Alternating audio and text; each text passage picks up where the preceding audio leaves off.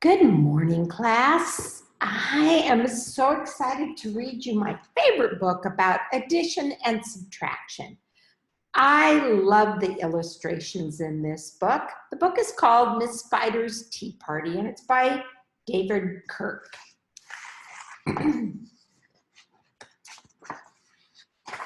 I always read the dedications. To my darling Violet, who is always kind to bugs. Miss Spider's Tea Party. These illustrations are just stunning.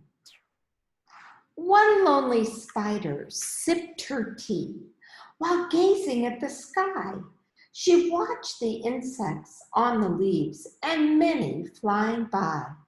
If I had friends like these, she sighed, who'd stay a while with me, I'd sit them down on silken chairs and serve them cakes and tea. Two timid beetles, Ike and May, crept from the woodwork that same day. But when Miss Spider begged, please stay, they shrieked, oh no, and dashed away.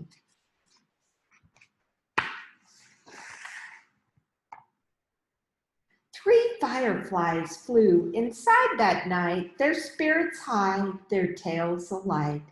They spied the web and squeaked in fear, we'd better get away from here.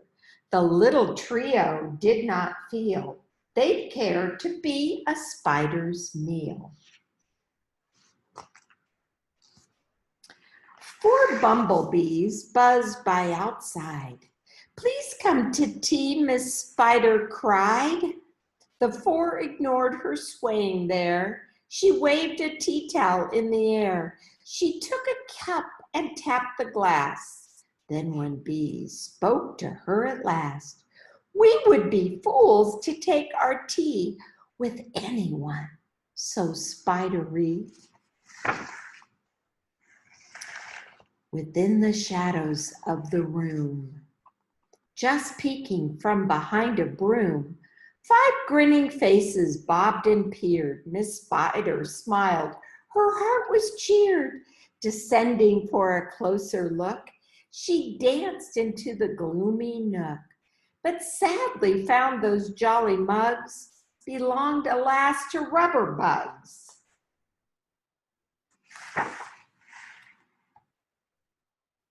Some ants strode by, they numbered 6, but ants with spiders will not mix.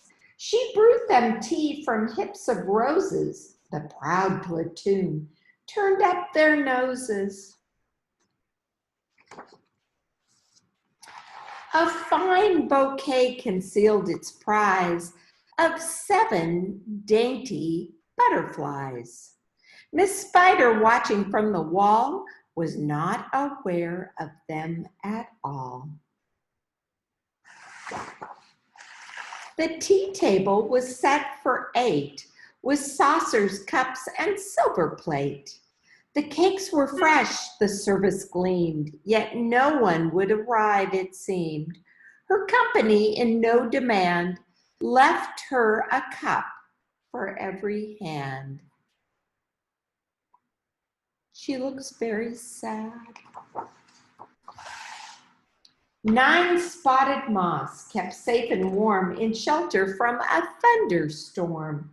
They stood beneath an open sash and watched the jagged lightning flash. Miss Spider dropped down on a thread, a silver tray above her head. She hoped to please them, but instead,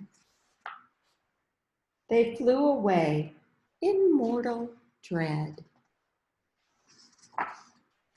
They've left me all alone, she cried. She dabbed her eyes and sadly sighed. It's plain no bug will ever stay. Her tears splashed down upon the tray. 10 tiny steaming cups of tea were perched atop her trembling knee. She sipped and sobbed, then heard a cough, and turned to see a small, wet moth, a fragile thing, so soft, soaked by rain, his wings too damp to fly again. She smiled and took a checkered cloth to cloak the frail and thankful moth. They talked and snacked on tea and pie until his tiny wings were dry. Then lifting him with tender care, she tossed him gently into the air. The moth told Ike, then Ike told May, who went from bug to say, there's no reason for alarm. She never meant us any harm. So later on that afternoon, assembled in the dining room, 11 insects came to tea to share Miss Spider's courtesy. 12 tender violets in a vase, presented at Miss Spider's place. Set by her chair so neatly spun, she munched the blossoms one by one. Her friends were glad to watch her feast upon the floral centerpiece. It was a great relief to see. She ate just flowers and drank just tea. Miss Spider's reputation grew. Before too long, our hostess knew each bug who crawled or hopped or flew, and all their lovely children too. Oh, I love that story so. Read it again and do the addition and then do the subtraction.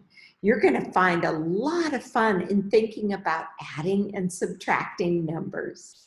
Thank you for listening to our delightful story, Miss Spider's Tea Party, read by Kim Sutton from her classroom in Northern California. Thank you. See you for our next book.